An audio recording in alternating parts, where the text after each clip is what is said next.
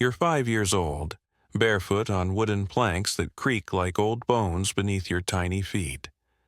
The smell hits you first, a cocktail of lye soap, wood smoke, and something else you can't name, but that makes your stomach churn. Welcome to Colonial, Virginia, 1740, where your childhood ends before it ever really begins.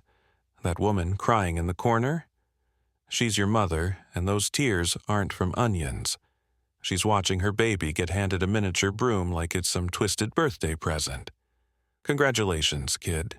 You just got your first job, and retirement isn't exactly on the table. The big house looms over you like a white-painted mountain, all columns and windows that gleam like watching eyes. You've never been inside before, but today that changes.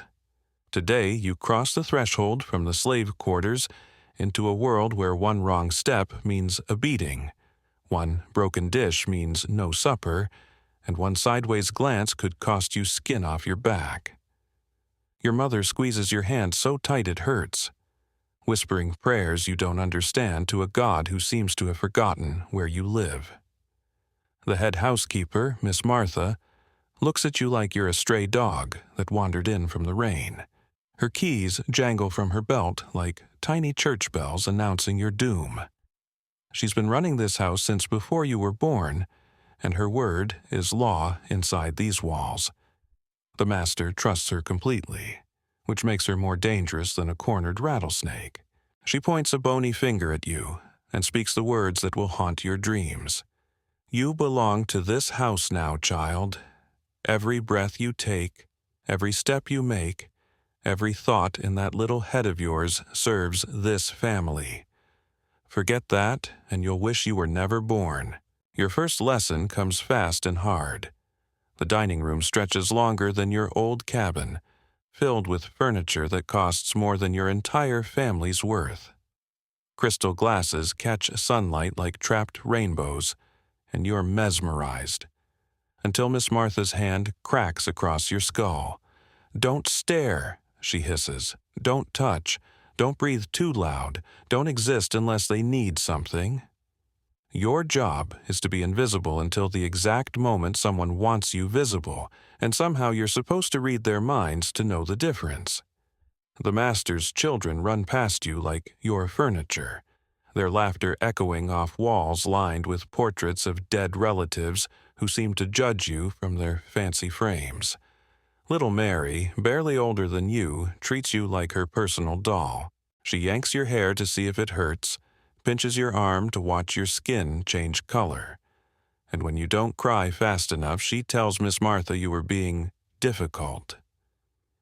Your first whipping comes before sunset on your first day. 10 lashes with a switch that whistles through the air like an angry wasp. You learn real quick that tears are a luxury you can't afford.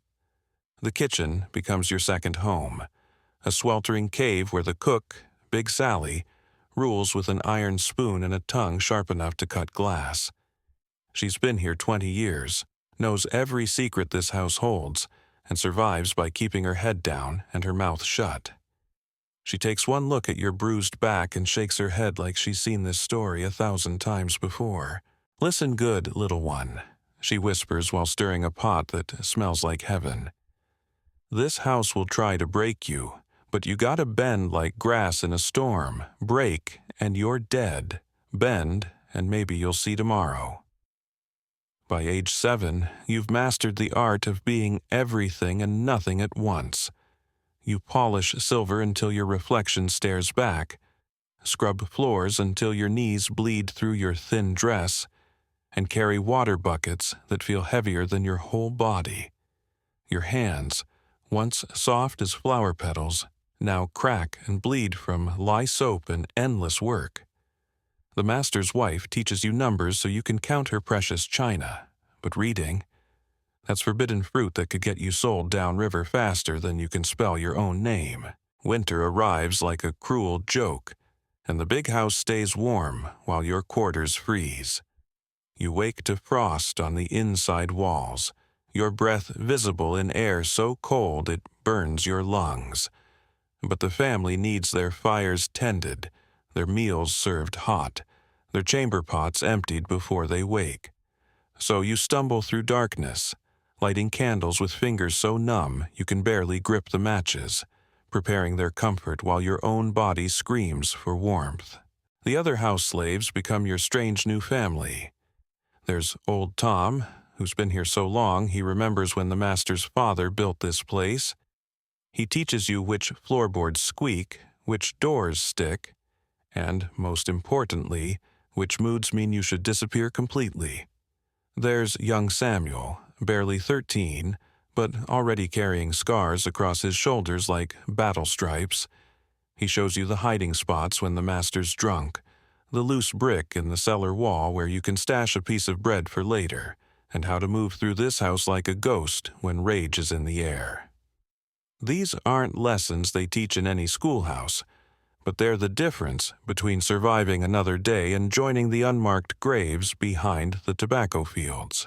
Your 8th birthday passes without celebration, marked only by longer hours and heavier burdens.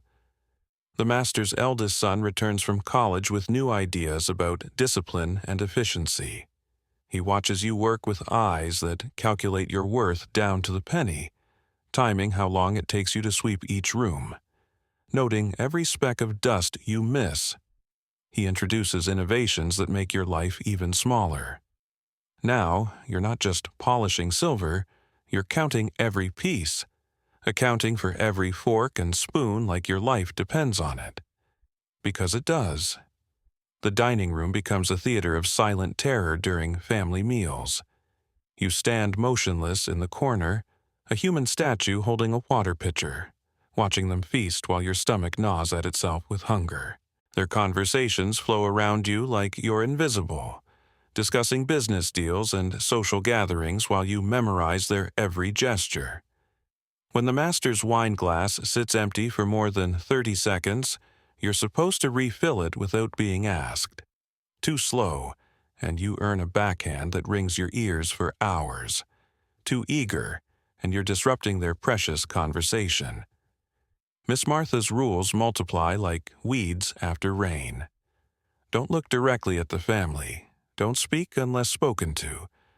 Don't let your shadow fall across their food. Don't breathe too loudly when they're reading. Don't exist in their presence unless they require your service. Every rule comes with its own punishment, and she keeps a mental ledger of your failures that she presents to the master like a weekly report of your inadequacies. The laundry becomes your personal hell when you turn 9. Hours bent over washing tubs filled with scalding water that turns your hands into raw meat. The master's shirts must be perfect. Every stain scrubbed until your knuckles bleed. Every wrinkle pressed smooth with iron so heavy they strain your growing arms. One yellow stain on his collar means a beating. One scorch mark from the iron means no meals for 2 days. You learn to see dirt that isn't there, to find imperfections in fabric cleaner than fresh snow, because paranoia keeps you alive. You lived this nightmare for decades, watching your childhood slip away like water through cupped hands. Your story was written in scars and silence, in stolen moments of humanity between endless servitude. This was the reality for thousands who built America's wealth with their blood and bones. Your life mattered, even when the world pretended it didn't.